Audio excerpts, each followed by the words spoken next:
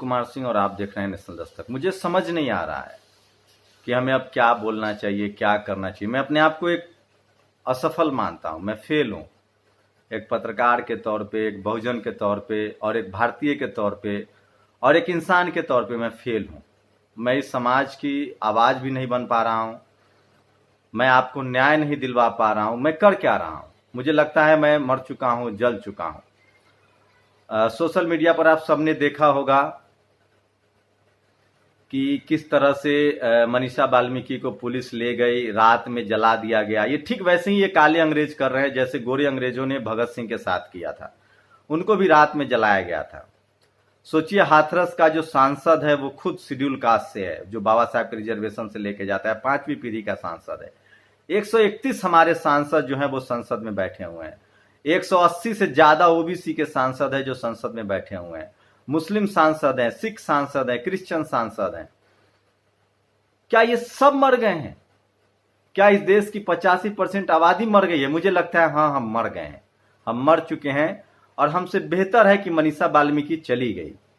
हम जो रोज रोज कर तिल कर, अगर आप लोग को लगता है कि आप लोग जिंदा हैं तो आप सबसे बुज़दिल हैं, आप जलालत की जिंदगी जी रहे हैं। हम रोज तिल तिल कर मर रहे हैं।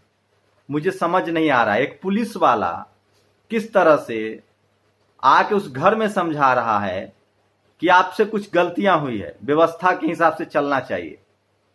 ये वही यूपी पुलिस है जो 8 दिनों तक केस दर्ज नहीं करती। अब कहा जा रहा है कि बच्ची के साथ रेप नहीं हुआ, तो आपने सब क्यों जलाया? क्या जल्दबाजी थी? योगी आदित्यनाथ कह रहे हैं कि प्रधानमंत्री से बात हुई है, दोषी बख्शे नहीं जाएंगे, एसआईटी का गठन है, 7 दिन में जांच जाएगी। तो फिर आपने सब क्यों जलवा दिया? किस बात की जांच करेंगे आप? और प्रधानमंत्री के बात होने से पहले ट्वीट नहीं होता और आप लोग सो जाइए चैन के दिन। प्रधानमंत्री ने बात कर दी। और मैं एक खास बात वाल्मीकि समाज के लोगों से कहना चाह रहा हूं। संदीप वाल्मीकि गए थे वहां। आप सबसे मार्शल कौम है, आपने हिंदू धर्म को, ब्राह्मण धर्म को, माफ कीजिएगा, अगर आपको कोई हिंदू कहता है तो क्या वो आपको ब्राह्मण बना देगा? क्या वाल्मीकि समाज को अपनी बेटी से शादी करा देगा? आप वाल्मीकि हैं, आप हिंदू मत समझिए।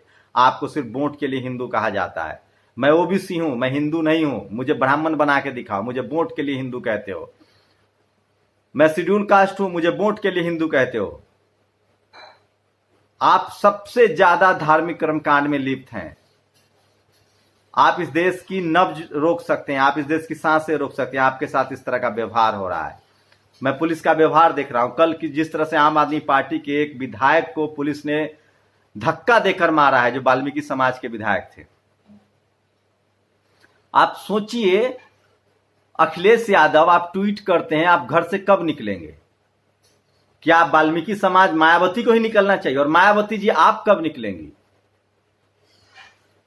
मुझे लगता है इस देश के तमाम बहुजन नेताओं को एक pan India nation wide call देना चाहिए। और ये रोज की बात है, एक दिन की बात नहीं है, एक मनीषा वाल्मीकि की बात नहीं है। और जिस तरह का व्यवहार किया गया है, पेट्रोल डाल के उसके सबको जला दिया गया। अब वहां का अधिकारी कह रहा है कि उसके साथ रेप ही नहीं हुआ है। एक वीडियो वायरल हो रहा है एक पत्रकार का, किस तरह से पूछ रहा है कि कौन जल रहा है, वो भी नहीं बताया जा रहा है। चंद्रशेखर रावण को गिरफ्तार कर लिया गया है, कहां ले गए हैं उसको पता नहीं चल रहा है। चल क्या रहा है इस देश में? बाबरी मस्जिद पर सीबीआई की कोर्ट ने कहा कि ये एकाएक हो गया, किसी ने प्लान बना के इसको नहीं ढाया था। अरे साहब, आडवाणी रथ यात्रा लेके निकला था प्लान बना के, आज तक उसका आंदोलन चल रहा है। आपको लग रहा है आपको कहीं से न्याय नहीं मिलेगा? और मैं इसके लिए सबसे ज्यादा दोषी SC ST OBC का, माइनॉरिटी को मानता हूं।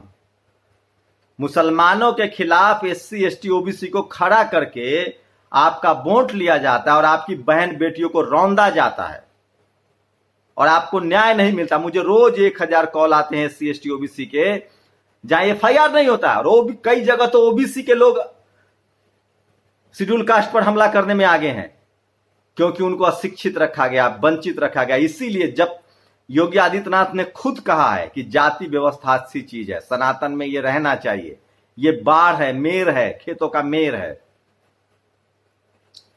टेलीविजन चैनल की ताकत देखिए। अगर टेलीविजन चैनल इतना भी नहीं बोलता तो योगी आदित्यनाथ ट्वीट करना भी उचित नहीं समझते। अब भी बहुजन समाज के लोग समझो, कि कम्युनिकेशन में कितनी ताकत है। और सबसे ज्यादा दोषी Bahujan Samaj, SC ST OBC और माइनॉरिटी के वो लोग हैं जो पॉलिटिक्स में है, वो लोग हैं जो नौकरी चाकरी में है, वो लोग हैं जो पढ़े लिखे लोग हैं, वो लोग हैं जो मेरे जैसे लोग हैं, लेकिन जो बोलना नहीं चाहते हैं, डरों से अपने अपने घर में बैठे हैं। बदल दो अपने नेताओं को, चुनो उन लोगों को जो जो सड़कों पर आंदोलन करते हैं, चुनो उन लोगों को।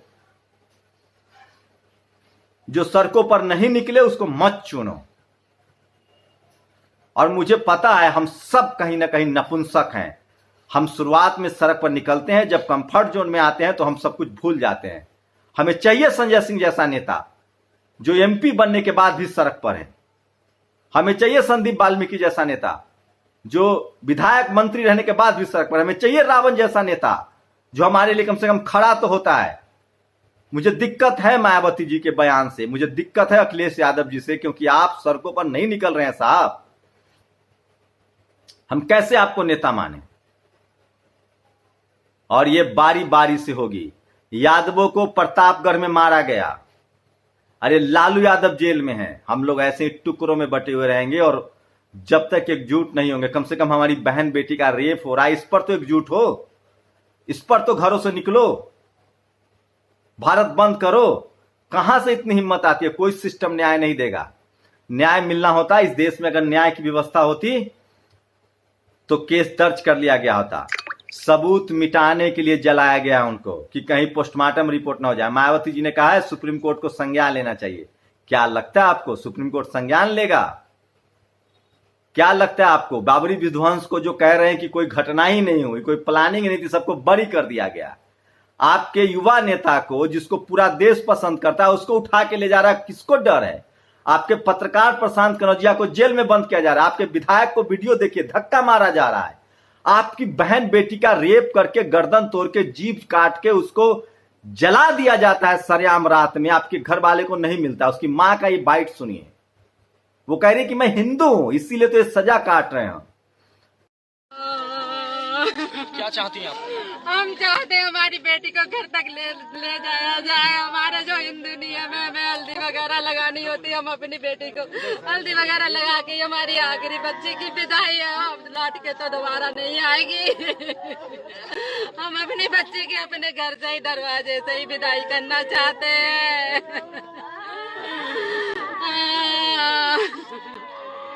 जब तक हम बाबा साहब के विचारों पर नहीं चलेंगे, जब तक हमारा पढ़ा लिखा तबका, नौकरी पेशा तबका और जब तक किसान मजदूर तक हम अपनी बात को नहीं ले जाएंगे। मैंने अपने पूरा जीवन बहुजन समाज के इस आंदोलन के नाम लगाया। जब तक मेरी सांसें हैं मैं वीडियो के जरिए गांव गांव घूम के अब यही काम करूंगा। मैंने अब तय कर लिया है और हमें करना पड़ेगा। हम अपनी आने वाली नस्लों के लिए लड़ रहे हैं। जगदेव बाबू ने इसीलिए कहा था पहली पीढ़ी मारी जाएगी, दूसरी पीढ़ी जेल जाएगी, तीसरी पीढ़ी राज करेगी। आज हेमंत सोरेन CM इसलिए है क्योंकि उनके दादा की हत्या हुई थी, शिबू सोरेन को जेल में डाला गया। जिस दिन हर बहुजन अपने घर के बच्चों को समझाएगा कि तुम्हें राजनीति करनी पड़ेगी, तुम्हें सड़कों पर आना पड़ेगा, जिस दिन पढ़ा लिखा बहुजन, सोचिए मेरा बाप तो मजदूर था, मैं तो JNU में पढ़ने आया था, मैंने पत्रकारिता की पढ़ाई की थी, तब मुझे समझ में आया कि मुझे समाज के लिए खड़ा होना चाहिए। मैं बाय चॉइस पत्रकार था, मैं टेलीविजन में अच्छी नौकरी करता था, मुझे कोई जरूरत नहीं थी रिस्क लेने की, लेकिन मैं इसलिए ले रहा हूं क्योंकि मैं अपने आने वाले बच्चों के लिए लड़ रहा हूं। मैं किसी पर एहसान नहीं कर रहा हूं, मैं अपनी नस्लों के लिए लड़ रहा हूं। अगर मैं आज नहीं लड़ूंगा तो कल मेरे बच्चे को लड़ना पड़ेगा। जो आज MLA MP बने हुए उनको लगता है कि जाति उनका पीछा छोड़ देगी, कल उनके बच्चों के साथ भी होगा। सब वीडियो गवाह है। दूसरे विंडो में वो तमाम वीडियो देखते रहिए जो सोशल मीडिया पर चल रहा है। नहीं है, नपुंसक है हम लोग। MLA बन जाए, MP बन जाए, मुख्यमंत्री बन जाए, हमारी हैसियत नहीं है। मीडिया उनके पास है, जुडिशियरी उनके पास है, ब्यूरोक्रेसी उनके पास है। हमारे पास सिर्फ बाबा साहब का संविधान है, वोट की ताकत है और हमको उसी से इस बदलाव की लड़ाई को लड़ना पड़ेगा। नहीं तो आपका 3 बार का मुख्यमंत्री भी लालू यादव जेल में होता है। आपके मायावती अखिलेश की भी हैसियत नहीं होती कि वो सड़कों पर निकले। कहीं ना कहीं हम लोग भी दोषी हैं जो हमें नहीं पता कि हमें क्या करना चाहिए। हम टुकड़ों में बटे हुए हैं, हम जातियों में बटे हुए हैं, हम धार्मिक कर्मकांड में बटे हुए हैं। हमको मुस्लिम के खिलाफ खड़ा करके हमसे राजनीति की जाती है। कौन लोग सत्ता में, आप देख लीजिए। इस देश में ज्यादा कैबिनेट मिनिस्टर कौन है, इस देश में ज्यादा मुख्यमंत्री कौन है, इस देश में कौन लोग हैं जो बिजनेसमैन, इस देश में कौन जजेज है, इस देश में कौन प्रोफेसर है, कहां हैं आप लोग? 2 दर्जे के नागरिक और जो हमारे जैसे इक्का दुक्का बोलने वाला निकलेगा उसको मार दिया जाएगा। कल हमारी हत्या कर सकता है कोई नहीं बोलने वाला है। इसका एक ही सॉल्यूशन है, इस लड़ाई को हम जीत सकते हैं बशर्ते कि हमें इस काले अंग्रेजों के खिलाफ लड़ना पड़ेगा, ये कास्ट सुपरमेसी के खिलाफ लड़ना पड़ेगा। हमें अपने अधिकार के लिए सचेत होना पड़ेगा। जितने विक्टिम कास्ट हैं, जितने रिजर्वेशन के नाम पर जिनको गाली दिया जाता है, SC ST OBC माइनॉरिटी को, इनके नेताओं की जिम्मेदारी, इनके सामाजिक आंदोलनकारियों की जिम्मेदारी, इनके पत्रकारों की जिम्मेदारी है कि ये गांव गांव जाकर, घर घर जाकर लोगों को समझाएं और इसको जीवन का लक्ष्य बनाए। वो मंदिर का लक्ष्य बनाते हैं क्योंकि उनका बिजनेस चलता है। हमें बाबा साहब के विचारों को लक्ष्य बनाना पड़ेगा क्योंकि वो हमें सम्मान की जिंदगी देता है।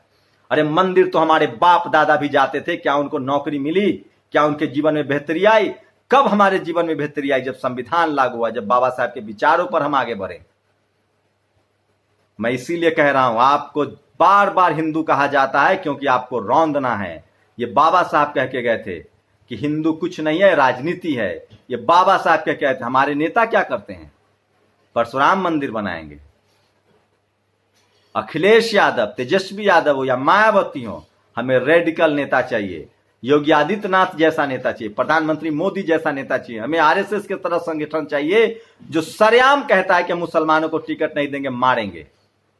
हमें हमारा बहुजन रेडिकल नेता चाहिए जो SC ST OBC और माइनॉरिटी की बात करे, और तभी जाके हम इस लड़ाई को जीत पाएंगे। हमें पेरियार चाहिए, हमें फूले चाहिए, हमें रामस्वरूप वर्मा चाहिए, हमें साहू जी महाराज चाहिए, हमें लालू यादव चाहिए, हमें कांसी राम चाहिए। बहन जी, आपने समाज के लिए बहुत किया है, अब भी वक्त है। एक बार आप इंडिया गेट पर खड़े हो जाइए, इस सरकार की चूल्हे हिल जाएंगी। अखिलेश यादव, एक बार आप खड़ा हो जाइए सड़कों पर। तेजस्वी यादव, एक बार खड़ा हो जाइए। हेमंत सोरेन, एक बार खड़ा हो जाइए। हमारे पास मीडिया तक नहीं है, हमारे पास अखबार नहीं है, टेलीविजन नहीं है, हम एक दूसरे से बात नहीं कर पाते हैं। आज भी योगी आदित्यनाथ अगर ट्वीट कर रहा है तो उसकी वजह है टीवी और अखबार, जो उसने थोड़ी सी खबर छापी है। लेकिन मैं फिर कह रहा हूं, किसी गफलत में मत रहिएगा। वो जानते हैं कि किसको बचाना है और किसको फंसाना है। वो गाय के मारने वाले की हत्या कर, सोचिए अगर कोई मुसलमान होता आरोपी तो आज पूरा दलित समाज को हिंदू बना दिया जाता, पूरा बहुजनों को हिंदू बना के मुसलमानों के खिलाफ खड़ा कर दिया जाता। क्या जाति को लेकर कोई बहस हो रही है?